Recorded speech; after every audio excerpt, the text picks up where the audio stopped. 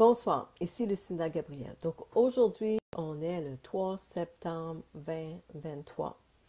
Aujourd'hui, j'ai un message qui ressemble un peu au dernier message que j'ai fait ces dernières semaines, mais c'est vraiment des sujets que Dieu nous appelle à écouter.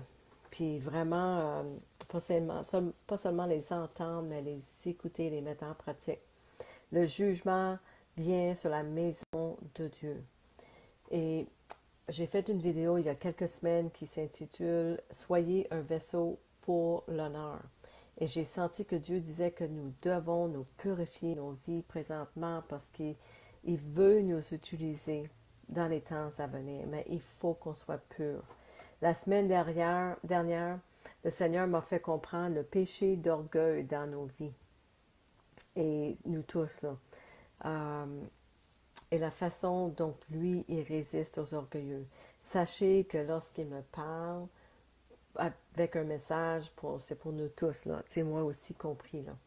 Donc cette semaine, je reçois un autre message, puis je ressens l'urgence dans mon esprit de vous avertir, puis en particulier ceux d'entre vous, puis d'entre nous, qui ont un ministère quelconque aussi.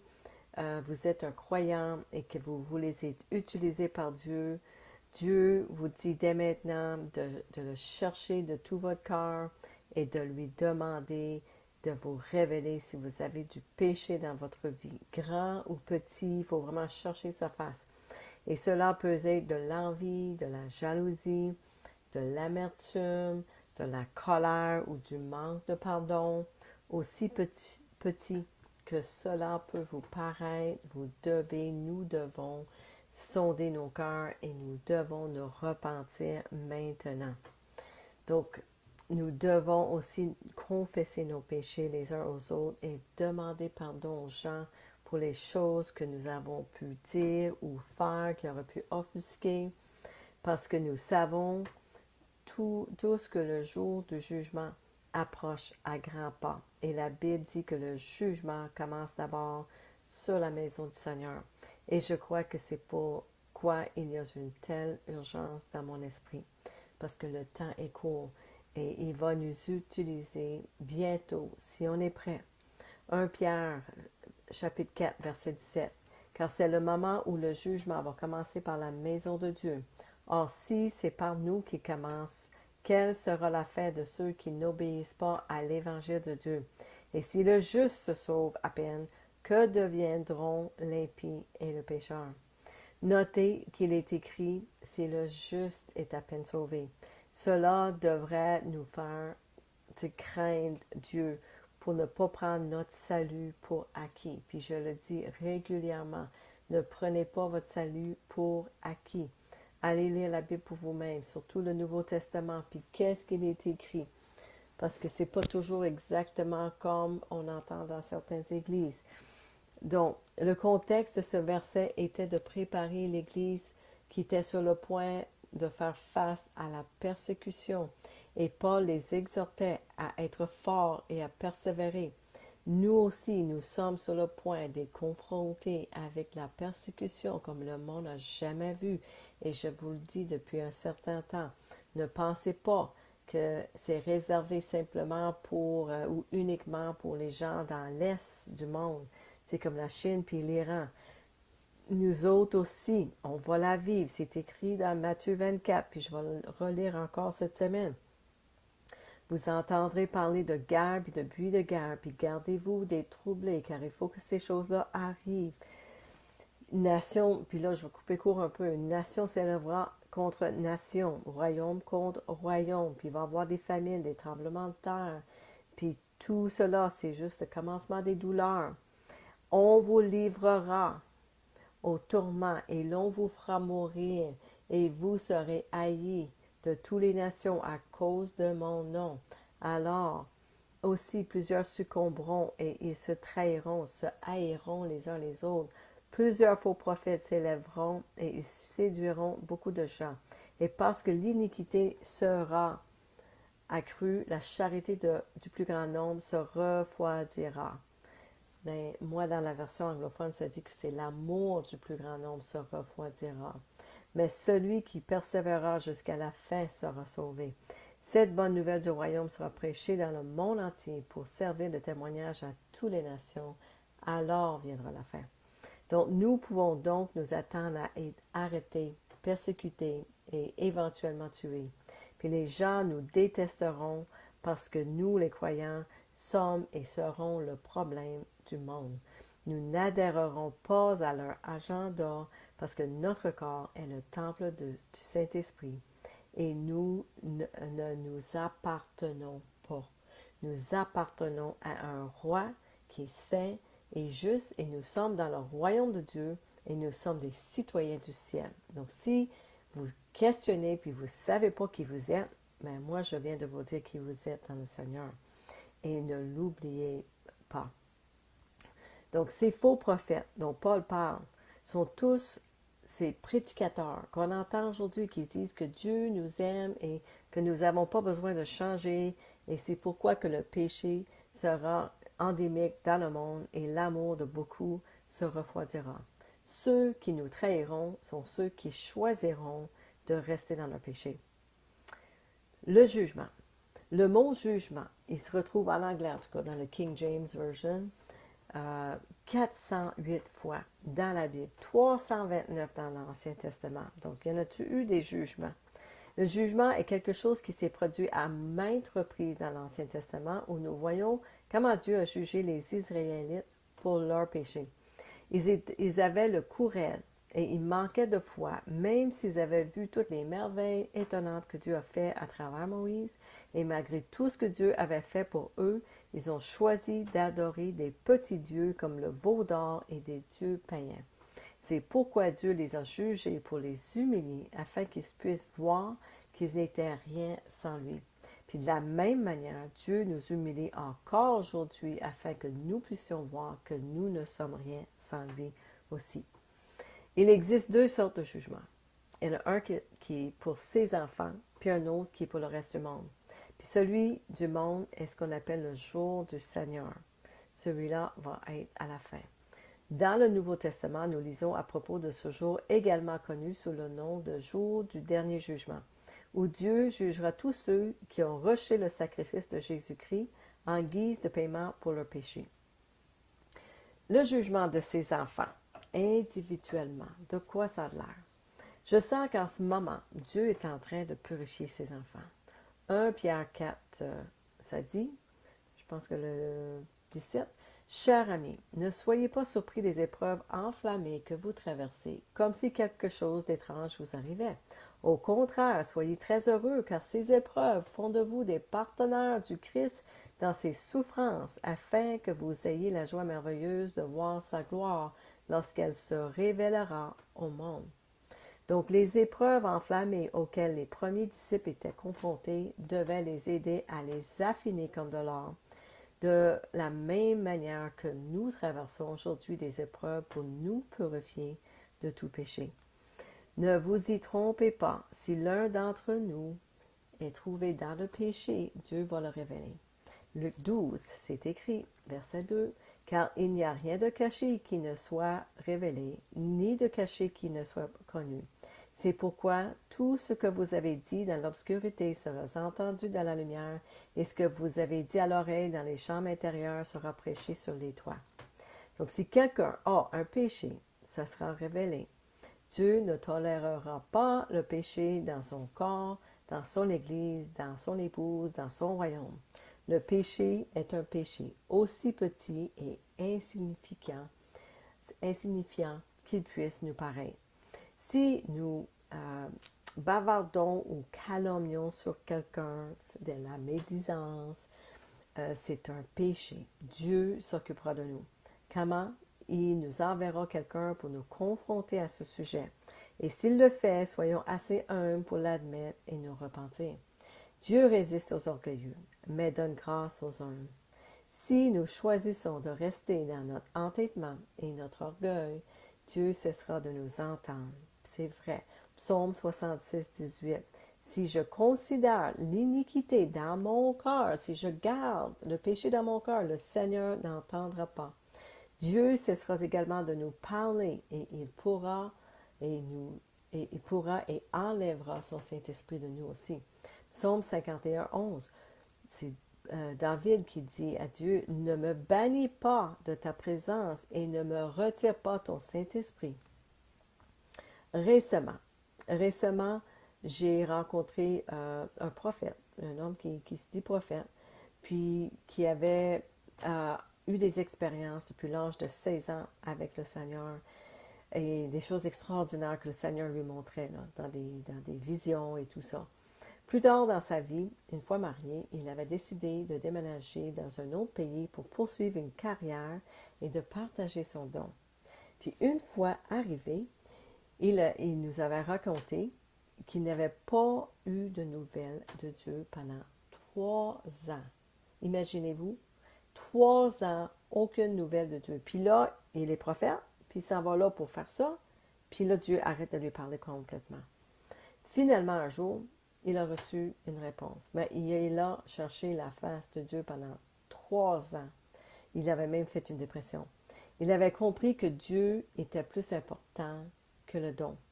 Il avait fait le ministère autour de son don, mais il a compris que ce qui était vraiment important, c'est celui qui donne le don.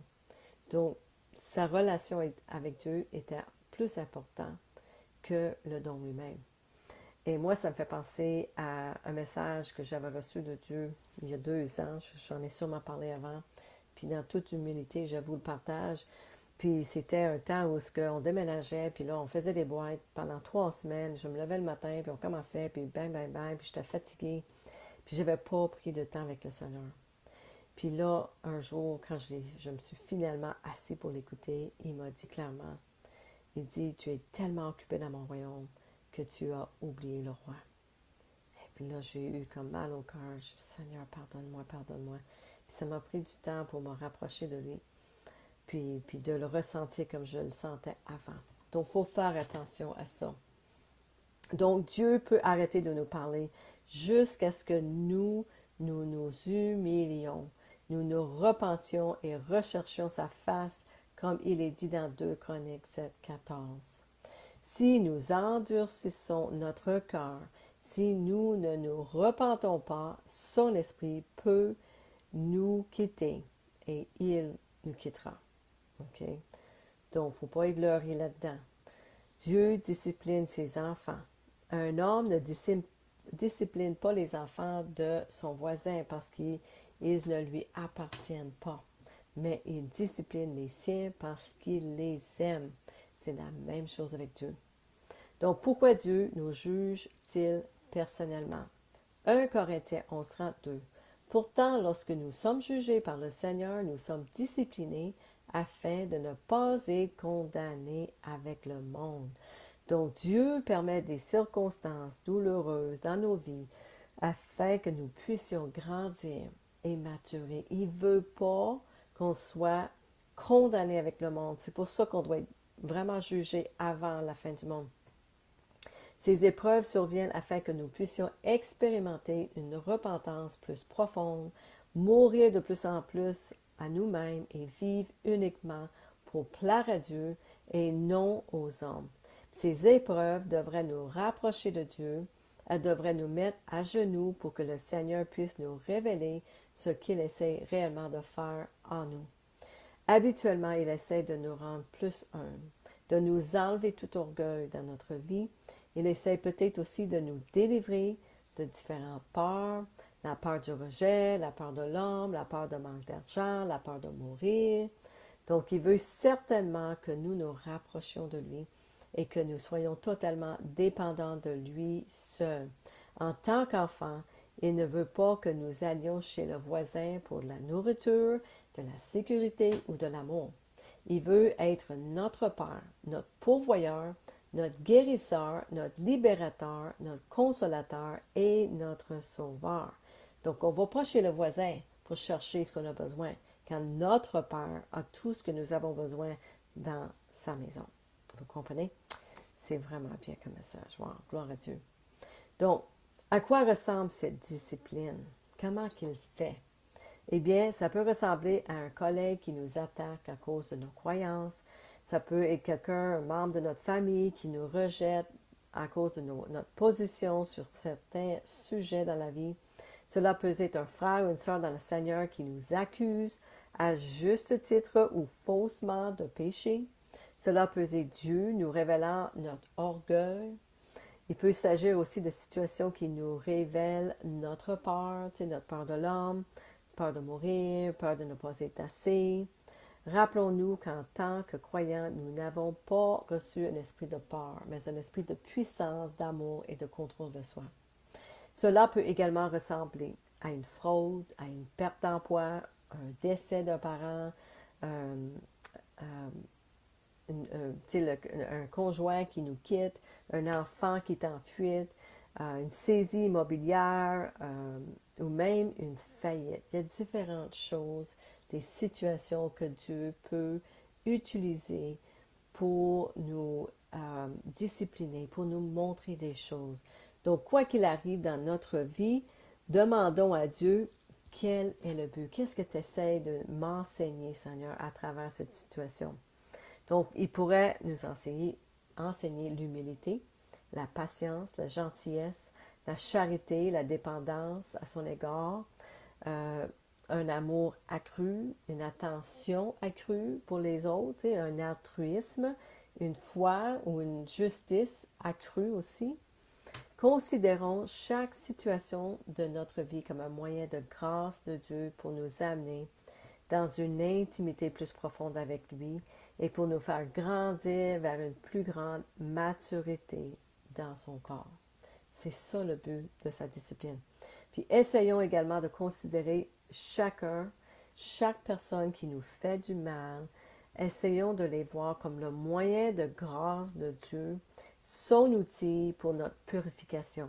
C'est sa manière de nous amener à la soumission, à l'humilité et à l'amour pour lui et les uns pour les autres. Donc, chaque personne qui arrive dans notre vie, qui nous fait mal, qui fait quelque chose, c'est vraiment un outil que le Seigneur utilise pour nous adresser quelque chose en nous. Donc, ne rejetez pas la discipline. Hébreux 12, verset 5. Et avez-vous oublié les paroles encourageantes que Dieu vous a adressées à vous qui étiez ses enfants? Il a dit, « Mon enfant, ne prends pas à la légère la discipline de l'Éternel, et n'abandonnez pas quand il vous corrige. Car l'Éternel corrige ceux qu'il aime, et il punit chacun qu'il accepte comme son enfant.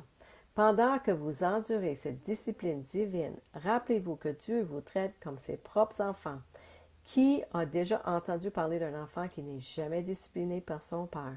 Si Dieu ne vous discipline pas comme il le fait avec tous ses enfants, cela signifie que vous êtes illégitime et que vous n'êtes pas du tout ses enfants. Puisque nous avons respecté nos pères terrestres qui nous ont châtis, ne devrions-nous pas nous soumettre encore plus à la discipline du Père de nos esprits et vivre éternellement? Car nos pères terrestres nous ont disciplinés pendant quelques années, faisant de leur mieux, mais la discipline de Dieu est toujours bonne pour nous, afin que nous puissions partager sa sainteté. Aucune discipline n'est agréable lorsqu'elle est appliquée. C'est douloureux, mais ensuite il y aura une moisson paisible de vie juste pour ceux qui sont formés de cette manière. Proverbe 3, 11 à 20. Mon enfant, ne rejette pas la discipline de l'Éternel, et ne vous inquiétez pas quand il vous corrige, car l'Éternel corrige ceux qu'il aime, tout comme un père corrige un enfant en qui il prend plaisir. Proverbe 10, 17. Les gens qui acceptent la discipline sont sur le chemin de la vie, mais ceux qui ignorent la correction s'égarent. Proverbe 12. Pour apprendre, il faut aimer la discipline. C'est stupide de détester la correction. Proverbe 15, 5. Seul un insensé méprise la discipline de ses parents. Celui qui apprend de la correction est sage. Proverbe 1. Qu'arrive-t-il à ceux qui rejettent la discipline? Donc, allons voir qu'est-ce que ça dit là-dessus si on rejette cette discipline. Puisque j'appelle, verset 24, puisque j'appelle que vous et que vous résistez, puisque j'étends ma main et que personne n'y prend garde, puisque vous rejetez tous mes conseils et que vous n'aimez pas mes réprimandes, moi aussi, je rirai quand vous serez dans le malheur, je me moquerai quand la terreur vous saisira. Ça devrait nous donner la terreur d'entendre ces choses-là. Quand la terreur vous saisira comme une tempête et que le malheur vous enveloppera comme un tourbillon, quand la détresse et l'angoisse fondront sur vous, alors ils m'appelleront et je ne répondrai pas. Ils me chercheront et ils ne me trouveront pas, parce qu'ils ont haï la science et qu'ils n'ont pas choisi la crainte de l'Éternel, parce qu'ils n'ont point aimé mes conseils et qu'ils ont dédaigné toutes mes réprimandes. Ils se nourriront du fruit de leur voix, et ils se ressaisiront de leurs propres conseils, car la résistance des stupides les tue, et la sécurité des insensés les perd. Mais celui qui m'écoute reposera avec assurance, il vivra tranquille et sans craindre aucun mal. Alors, ne soyons pas stupides et ne rejetons pas la discipline, sinon nous nous égarons jusqu'à la mort. Le Seigneur ne nous répondra pas lorsque nous l'appellerons et nous serons détruits par notre propre complaisance. C'est important, les amis. Important. Assurez-vous d'avoir la vérité. Moi, je préfère vous dire ces choses-là difficiles parce que je préfère que vous marchiez dans la sainteté, que vous partez et vous pensez que tout est permis, puis que Dieu vous aime, qu'importe ce que vous allez faire. Jésus s'est humilié et est devenu homme. Tout ce que Dieu a fait pour nous discipliner et pour nous amener aussi à l'humilité. Il s'est humilié, il a pris l'humble position d'esclave et est devenu obéissant jusqu'à la mort. Jésus était l'exemple ultime de l'humilité. Tout chez lui venait d'un lieu d'humilité. L'auteur Andrew Murray dit ceci à propos de Jésus. Il dit « Son humilité est notre salut et son salut est notre humilité. » Qu'est-ce que ça veut dire au juste? Bien, ça veut dire que parce que Jésus a été humble et est mort pour nous, nous avons le salut en lui. Et nous devrions être humbles à cause de son salut, à cause de son sacrifice, nous aussi, on doit être humbles. Donc, j'étais à moitié réveillée l'autre jour, quand Dieu m'a parlé dans mon esprit. Puis j'avais écrit ça sur mon téléphone, là, je l'ai entendu clairement. Puis il m'a dit, le salut est ce que nous avons en Christ. C'est tout ce que nous sommes et ce que nous faisons dans notre esprit, nos pensées et nos actions, et c'est ce que les gens devraient voir lorsqu'ils nous regardent. Donc, quand les gens nous regardent, ils devraient voir le salut que nous avons en Christ. Le salut, c'est la guérison, c'est la délivrance, c'est la vie éternelle, c'est la liberté. C'est ça que les gens devraient voir à nous, et l'humilité. Puis si je remplace le mot salut par humilité, écoutez ce que ça veut dire. L'humilité est ce que nous avons en Christ. C'est tout ce que nous sommes et ce que nous faisons dans notre esprit, dans nos pensées et dans nos actions, et c'est ce que les gens devraient voir lorsqu'ils nous regardent. Donc, quand les gens nous regardent, ils devraient voir l'exemple d'humilité comme Jésus était. Philippiens 2, ça dit « Ayez l'attitude du Christ ». Si donc il y a quelque consolation en Christ, s'il y a quelque soulagement dans la charité, s'il y a quelque union d'esprit, s'il y a quelque compassion et quelque miséricorde, rendez-moi joie parfaite, ayant un même sentiment, un même amour, un même âme et une même pensée. Ne faites rien par esprit de parti ou par vaine gloire, parce que l'humilité vous fasse regarder les autres comme étant au-dessus de vous-même. Que chacun de vous, au lieu de considérer ses propres intérêts, considère aussi ceux des autres. Ayez en vous les sentiments qui étaient en Jésus-Christ, lequel, existant en forme de Dieu, n'a point regardé comme une proie à arracher d'être égal à Dieu. Mais il s'est dépouillé lui-même en prenant une forme de serviteur, en devenant semblable aux hommes et ayant paru comme un simple homme. Il s'est humilié lui-même, se rendant obéissant jusqu'à la mort, même jusqu'à la mort de la croix. C'est pourquoi aussi Dieu l'a souverainement élevé et lui a donné le nom qui est au-dessus de tout nom, afin qu'au nom de Jésus, tout genou fléchisse dans les cieux, sur la terre et sous la terre, et que toute langue confesse que Jésus-Christ est Seigneur à la gloire de Dieu le Père.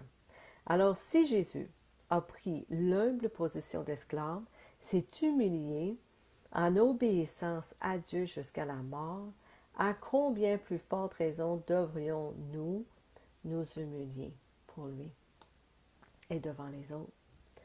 Donc, le jugement sur la maison du Seigneur. La discipline de l'Église est l'une des façons par lesquelles Dieu porte jugement sur la maison du Seigneur. Donc, il y a une discipline sur nous individuellement que Dieu fait à travers d'autres personnes, mais il y a aussi une discipline qui vient sur l'Église. En tant que membres de l'Église de Christ, nous sommes appelés à nous juger les uns les autres et nous nous aimons. Et si nous nous aimons vraiment les uns les autres, nous voudrions qu'ils soient sauvés. C'est pourquoi que nous devons nous exprimer lorsque nous voyons des gens qui sont dans le péché. La Bible dit que l'amour couvre une multitude de péchés. Donc, si vous avez un ministère, une église ou un groupe maison, puis qu'il y a du péché chez quelqu'un parmi vous, il faut y remédier. N'hésitez pas à le faire. Dieu ne permettra aucun péché dans son royaume. Nous sommes son royaume ici sur terre et nous sommes appelés à nous juger les uns les autres au sein de l'Église de Dieu, afin qu'il n'y ait pas de péché parmi nous. La Bible est claire sur le fait que nous ne devons pas avoir de communion aussi avec ceux qui se disent frères et sœurs, mais qui continuent dans le péché volontairement. En tant que croyants, nous devons rechercher la sainteté et nous encourager mutuellement à la poursuivre également. Nous devons nous juger comme la maison de Dieu. De cette façon, le jugement commence dans la maison de Dieu. Donc, c'est nous qui nous jugeons les uns les autres avec amour, parce qu'on aime les gens. On ne veut pas que personne n'y arrive pas jusqu'à la fin. On ne veut pas qu'ils restent dans leur péché. Dieu purifie son Église, son épouse, et la rendant blanche comme neige afin qu'elle puisse être prête pour la fin des temps.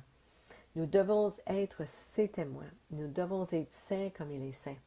Jésus a dit, « Ils sauront que vous êtes à moi par votre amour les uns pour les autres. » Sommes-nous une expression d'amour en ce moment? Sommes-nous aimants et compatissants envers nos frères et sœurs? Ou sommes-nous amers, en colère et impitoyables? Allons-nous accorder la grâce ou est-ce que nous accordons la grâce les uns aux autres? Est-ce que nous agissons comme le monde et essayons de maintenir les autres à un niveau que nous ne pouvons même pas respecter nous autres-mêmes?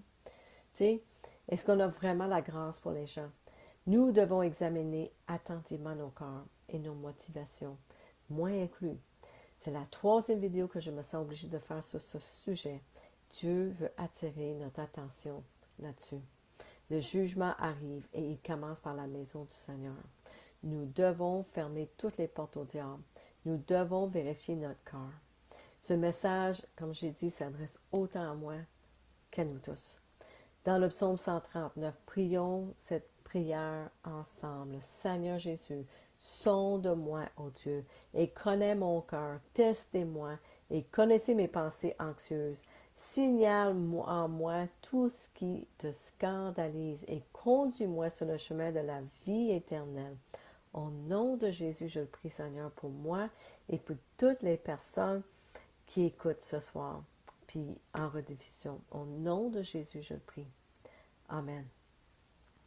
Donc, moi, je vous encourage fortement de sonder vos cœurs, puis vraiment, là, humiliez-vous, mettez-vous à genoux, puis Seigneur, montre-moi, Seigneur Jésus, puis s'il vous montre quelque chose, prenez-le en note, appelez la personne, contactez les gens, allez les voir en personne, faites pas juste un simple texto, c'est quasiment une insulte de texter quelqu'un, tu sais, à moins qu'il soit vraiment à l'autre bout du monde, puis même là, on peut les appeler, on peut faire une vidéo avec eux autres, mettez-vous face à face s'il y a quelque chose, puis faites la paix avec tout le monde. C'est important.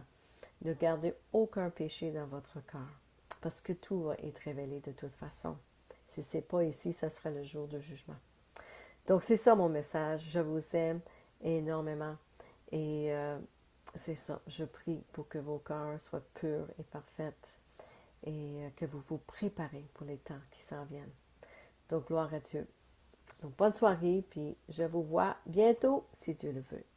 Bonne soirée. Bye bye.